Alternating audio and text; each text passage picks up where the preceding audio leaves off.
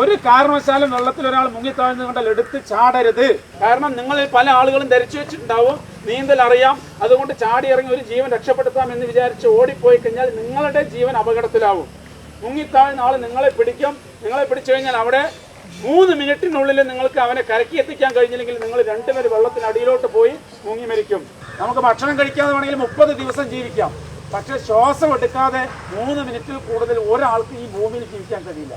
ഇപ്പൊ ഇദ്ദേഹം ഇവിടെ വെള്ളത്തിൽ മുങ്ങിത്താഴെന്ന് വിചാരിക്കുക. നമ്മള് മുന്നിൽ കൂടെ ഫ്രണ്ടിൽ കൂടെ നീന്തി ഇയാളെ രക്ഷപ്പെടുത്താൻ പോയാൽ, അല്ലെങ്കിൽ അദ്ദേഹം എന്നെ രക്ഷപ്പെടുത്താൻ, ഞാൻ എന്ത് ചെയ്യും? ഇയാളെ മുക്കി താഴ്ത്തും. എന്നിട്ട് ഞാൻ മേലോട്ട് പൊന്താൻ ശ്രമിക്കും. അപ്പൊ അവിടെ എന്ത് സംഭവിക്കും? രണ്ടുപേരും കൂടെ മൽപ്പിടുത്തമാവും. 3 മിനിറ്റ് സമയത്തിനകത്ത് രണ്ടുപേരും കുഴഞ്ഞ അടിയിലോട്ട് പോകും.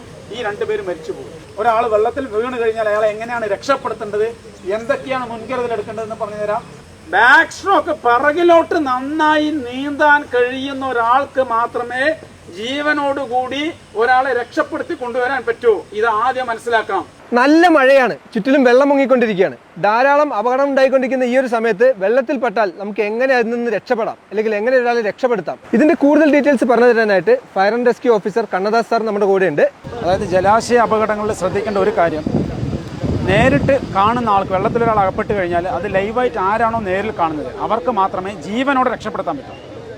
അത് 3 മിനിറ്റിനുള്ളിൽ ക്രിയാത്മകമായി ഇടപെട്ടാൽ മാത്രമാണ് ജീവനോടെ രക്ഷപ്പെടുത്താൻ കഴിയും. അല്ലെങ്കിൽ 3 മിനിറ്റിനകത്ത് അദ്ദേഹം അൺകോൺഷ്യസ്. അത് ആരായാലും, എത്ര സ്വിമ്മർ ആണെങ്കിൽ പോലും, എത്ര ശക്തിയുള്ള ആളാണെങ്കിലും കായികമായിട്ട് ബലമുള്ള ആളാണെങ്കിലും 3 മിനിറ്റ് കഴിയുമ്പോൾ ശ്വാസം കിട്ടാതെ 3 മിനിറ്റ് സമയം വെള്ളത്തിനകത്ത് മുങ്ങിപ്പോയാൽ അൺകോൺഷ്യസ് ആവും. അടുത്ത 6 മുതൽ 9 മിനിറ്റിൽ മസ്തിഷ്ക മരണം സംഭവിക്കും.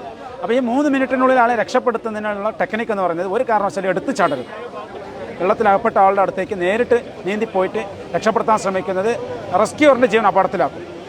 അപ്പം അത് ഒഴിവാക്കിക്കൊണ്ട് ആദ്യത്തെ കുറച്ച് സ്റ്റെപ്പുകളുണ്ട്. ആ സ്റ്റെപ്പ് ഒന്നും നടത്തുന്നില്ലെങ്കിൽ മാത്രമേ നേരിട്ട് ഇറങ്ങിച്ചെന്ന് രക്ഷപ്പെടുത്താൻ പറ്റൂ. അതും പിറകുവശത്ത് കൂടെ മാത്രം പോയിട്ട് ഒരാളെ രക്ഷപ്പെടുത്താൻ ശ്രമിക്കേണ്ടത്. ആദ്യത്തെ ടെക്നിക്ക് എന്ന് പറഞ്ഞു കഴിഞ്ഞാൽ ആദ്യം ഷൗട്ട് ചെയ്യുക എന്നുള്ളതാണ്. ആ പ്രദേശത്തുള്ള ആളുകളുടെയൊക്കെ ശ്രദ്ധ ആകർഷിക്കുന്നതിന് വേണ്ടി ഉച്ചത്തിൽ നിലവിളിക്കുകയോ അല്ലെങ്കിൽ സിഗ്നലുകൾ കാണിക്കുകയോ അലേർട്ട് ചെയ്യിപ്പിക്കുകയോ ചെയ്യുന്ന ഒരു മെത്തേഡാണ് ആദ്യത്തെ. പബ്ലിക്കിൻ്റെ ഒരു അറ്റൻഷൻ കിട്ടിക്കഴിഞ്ഞാൽ ആളുകൾ രക്ഷാപ്രവർത്തനം എത്തുന്നതിന് വേണ്ടിയിട്ടാണ് അത് ചെയ്യുന്നത്. രണ്ടാമത്തെ ടെക്നിക്ക് എന്ന് പറയുന്നത് റീച്ച് എന്ന മെത്തേഡാണ്. റീച്ച് എന്ന് പറഞ്ഞു കഴിഞ്ഞാൽ എത്തിപ്പിടിക്കാൻ പാകത്തിലൊരു വസ്തു നീട്ടിക്കൊടുക്കുക. അതൊരു വടിയാവാം, അല്ലെങ്കിൽ ഒരു കയറാവാം, അല്ലെങ്കിൽ ഒരു തുണിയാവാം, അല്ലെങ്കിൽ ഒരു സാരിയോ ലുങ്കിയോ എന്തെങ്കിലും ആവാം. ഒരു 5-6 മീറ്റർ നീളമുള്ള ഒരു സാധനം തൊട്ടടുത്ത് തന്നെയാണ് മുങ്ങി താഴ്ന്നതെങ്കിൽ നമ്മൾ അങ്ങോട്ട് റീച്ച് ചെയ്യുക, എത്തിച്ചു കൊടുക്കുക. അതിനകത്ത് പിടിച്ച് ആളെ വലിച്ച് അങ്ങോട്ട് കയറ്റുക എന്നുള്ളതാണ്. അടുത്ത ടെക്നിക്ക് പറഞ്ഞാൽ ത്രോ ചെയ്യുക എന്നുള്ളതാണ്. എന്തെങ്കിലും ഫ്ലോട്ടിംഗ് ഡിവൈസ്, വെള്ളത്തിൽ പൊന്തിക്കിടക്കാൻ സാധ്യതയുള്ള എന്തെങ്കിലും ഫ്ലോട്ടിംഗ് ഡിവൈസ് മുങ്ങിത്താഴ്ന്ന ആളുടെ അരികിലേക്ക് എറിഞ്ഞു കൊടുക്കുക. അത് ലൈഫ് ജാക്കറ്റ് ആവാം, ലൈഫ് ബോയ് ആവാം, ഇംപ്രവൈസ്ഡ് ഫ്ലോട്ടിംഗ് ഡിവൈസ് ആവാം, അല്ലെങ്കിൽ പിന്നെ ബോട്ടിൽ ജാക്കറ്റ് ആവാം, ഒരു ക്യാൻ ആവാം, കന്നാസ് ആവാം, എന്തെങ്കിലും ഒരു പാഴ്വസ്തു, വെള്ളത്തിൽ പൊന്തിക്കിടക്കുന്ന ഒരു തെർമോക്കോളോ അല്ലെങ്കിൽ ഒരു റബ്ബറിൻ്റെ ട്യൂബോ എന്തെങ്കിലും ആവാം. അപ്പോൾ അതിനകത്ത് പിടിച്ചുകൊണ്ട് അയാൾ നിന്നോളും. പിന്നീട് നമുക്ക് സാവധാനത്തിൽ ആളെ പോയി രക്ഷപ്പെടുത്താം. അടുത്തത് എന്ന് പറയുന്നത് പിന്നെ വെയ്ഡ് എന്നുള്ള മെത്തേഡാണ്. അതായത് വട ഉപയോഗിച്ച് കെട്ടിക്കൊണ്ട് ആളുടെ അടുത്തേ പോയി ആളെ വലിച്ചിങ്ങോട്ട് കയറ്റുക എന്നുള്ളതാണ്. അപ്പോഴും രക്ഷാപ്രവർത്തനത്തിൻ്റെ സേഫ്റ്റിക്ക് വേണ്ടിയിട്ടാണ് അത് ചെയ്യുന്നത്. അടുത്ത ടെക്നിക്ക് എന്ന് പറയുന്നത് റോ, അതായത് തുഴഞ്ഞെടുത്ത് പോകാൻ എന്തെങ്കിലും ഒരു ഉപകരണം ഉണ്ടെങ്കിൽ, ഒരു വഞ്ചിയോ അല്ലെങ്കിൽ ഒരു ബോട്ടോ അല്ലെങ്കിൽ ഒരു കൊച്ചു വള്ളമോ അല്ലെങ്കിൽ ഒരു റബ്ബറിൻ്റെ ഡിങ്കിയോ എന്തെങ്കിലും ഒരു സാധനം ഉണ്ടെങ്കിൽ അതിനകത്ത് കയറുക, നേരെ മുങ്ങിത്താഴ്ന്ന ആളുടെ അടുത്ത് പെട്ടെന്ന് തുഴഞ്ഞു പോവുക, ആളെ ആ റബ്ബർ ഡിങ്കിക്കകത്തോ അല്ലെങ്കിൽ ആ ബോട്ടിനകത്തോ ആ വള്ളത്തിനകത്തോ വലിച്ചു കയറ്റുക എന്നുള്ളതാണ്. ഏറ്റവും അവസാനത്തെ ഓപ്ഷനാണ് നീന്തിപ്പോയിട്ട് രക്ഷാപ്രവർത്തനത്തിന് പോകുക എന്നുള്ളത്. നീന്തിപ്പോയി രക്ഷാപ്രവർത്തനത്തിന് പോകുമ്പോൾ ശ്രദ്ധിക്കേണ്ട കാര്യം, പിറകുവശത്ത് കൂടെ മാത്രം പോവുക. പിറകുവശത്ത് കൂടെ മാത്രം പോയിട്ട് ബാക്ക് സ്ട്രോക്ക് നന്നായി നീന്താൻ അറിയുന്നവർക്ക് മാത്രമേ ലൈവായിട്ട് ജീവനോടുകൂടി ഒരാളെ രക്ഷപ്പെടുത്താൻ കഴിയുന്നുള്ളത് മനസ്സിലാക്കുക. പുറകിലൂടെ പിടിക്കേണ്ട ടെക്നിക്ക് എന്ന് പറഞ്ഞാൽ, ഇപ്പോൾ വെള്ളത്തിലൊരാൾ മുങ്ങിത്താഴുകയാണെങ്കിൽ നമ്മൾ പിറകുവശത്ത് കൂടെ പോയിട്ട് ആളുടെ കഴുത്തിൻ്റെ ഭാഗത്ത് വലത് കൈ ഉപയോഗിച്ചുകൊണ്ട് നേരെ മേലോട്ട് ഉയർത്തുക.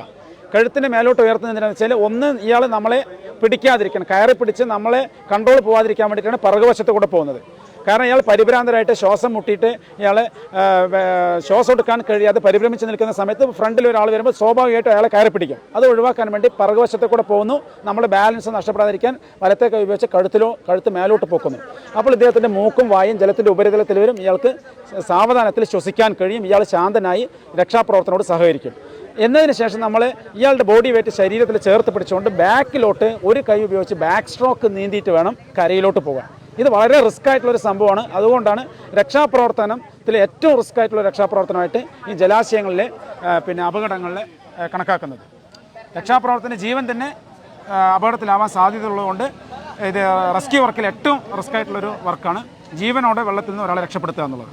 ഓക്കെ സാർ, ഈ മുടി പിടിച്ച് വലിക്കുക, സാരി കൊടുക്കുക, അങ്ങനെയുള്ള സാരി പിടിച്ച് വലിക്കുക, അങ്ങനെയുള്ള ചെയ്യാൻ പറ്റുമോ? മുടിയിൽ പിടിച്ച് ബോധം ഉള്ള ഒരാൾക്കാണെങ്കിൽ നമ്മൾ റീച്ച് എന്ന മെത്തേഡിൽ കൂടെ നേരത്തെ പറഞ്ഞ പോലെ മുടിയിൽ കൈ കൊടുത്ത് വലിച്ചു കയറ്റാം. വടി ഉപയോഗിച്ചോ സാരി ഉപയോഗിച്ചോ എന്തെങ്കിലും വള്ളിപ്പടർപ്പോ അല്ലെങ്കിൽ റോപ്പോ ഉപയോഗിച്ച് അദ്ദേഹത്തെ പിടിച്ച് വലിച്ച് കയറ്റാം. അബോധാവസ്ഥയിലുള്ള ആളാണെങ്കിൽ നമുക്ക് നേരത്തെ പറഞ്ഞ പോലെ എങ്ങനെ വേണമെങ്കിലും വലിച്ച് കൊണ്ടുവരാം. കൊണ്ടുവന്നതിന് ശേഷം ഉടനെ ഫസ്റ്റ് എയ്ഡ് കൊടുക്കുക. എത്രയും പെട്ടെന്ന് എമർജൻസി മെഡിക്കൽ സർവീസിൽ അറിയിച്ചുകൊണ്ട് ഹോസ്പിറ്റലിൽ എത്തിക്കുക. ഫസ്റ്റ് എയ്ഡ് CPR ആണ് കൊടുക്കേണ്ടത്. CPR കൊടുക്കുക വെച്ചാൽ വെള്ളത്തിൽ വീഴുന്നൊരു കേസാണെങ്കിൽ നമ്മൾ ആദ്യം തന്നെ ബ്രീത്താണ് കൊടുക്കേണ്ടത്. ശരീരത്തിലെ അതായത് വയറിനകത്തുള്ള വെള്ളം ലെൻസിനകത്ത് കയറിയിട്ടുള്ള സ്റ്റമക്കിലുള്ള വെള്ളം ഔട്ട് ചെയ്ത് കളഞ്ഞതിന് ശേഷം ചരിച്ച് കിടത്തിയിട്ടോ അല്ലെങ്കിൽ കമഴ്ത്തി കിടത്തിയിട്ടോ വയറിൻ്റെ ഭാഗത്ത് പ്രഷർ കൊടുത്ത് വെള്ളത്തിന് ഔട്ട് ചെയ്യുന്നതിന് ശേഷം എന്നിട്ട് നിരപ്പായ സ്ഥലത്ത് കിടക്കുക. അയാൾ ബ്രീത്ത് എടുക്കുന്നുണ്ടോ എന്ന് ചെക്ക് ചെയ്യുക, അയാളുടെ പൾസ് ചെക്ക് ചെയ്യുക. ഇത് രണ്ടും ആബ്സെൻ്റ് ആണെങ്കിൽ ഉടനെ തന്നെ CPR സ്റ്റാർട്ട് ചെയ്യണം. അപ്പോൾ ആദ്യം 5 ബ്രീത്ത് കൊടുക്കുക. വെള്ളത്തിൽ വീണ ആൾക്ക് ആദ്യം 5 ബ്രീത്താണ് കൊടുക്കേണ്ടത്. അത് മൗത്ത് ടു മൗത്ത് ബ്രീത്ത് കൊടുക്കാം. മൗത്ത് ടു മൗത്ത് ബ്രീത്ത് കൊടുക്കുന്ന സമയത്ത് റെസ്ക്യൂറിൻ്റെ സേഫ്റ്റിക്ക് വേണ്ടി ഒരു മാസ്കോ അല്ലെങ്കിൽ ഒരു തൂവാലിയോ കർച്ചഫോ എന്തെങ്കിലും വായിക്കകത്ത് വെച്ചതിന് ശേഷം മൂക്കടച്ച് പിടിച്ചതിന് ശേഷം ശക്തമായിട്ട് അദ്ദേഹത്തിൻ്റെ ലെൻസിലോട്ട് വായിലോട്ട് നന്നായി ഊതി കൊടുക്കുക. ഒരു 5 ബ്രീത്ത് കൊടുക്കുക.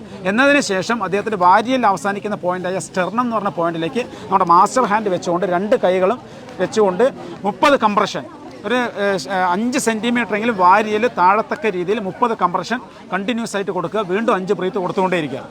ഇത് 1 മിനിറ്റിൽ 100 തവണ ചെയ്യുക. ഒരു മിനിറ്റിനകത്ത് 5 സൈക്കിളായിട്ട് 100 തവണയെങ്കിലും ചെയ്യണം. ബോധം വരുന്നത് വരെയോ അല്ലെങ്കിൽ ഹോസ്പിറ്റലിൽ എത്തുന്നവരെയോ ഇത് ചെയ്തുകൊണ്ടേയിരിക്കണം. അതാണ് CPR, ഇതിനകത്ത് കൊടുക്കുന്ന CPR.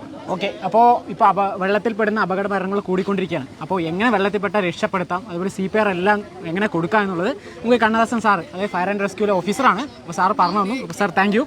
അപ്പോൾ നമ്മുടെ ഗ്രീൻ മാംഗോ സബ്സ്ക്രൈബേഴ്സിന് വേണ്ടി പറഞ്ഞതാണ്. അപ്പോൾ സാറേ താങ്ക് യു.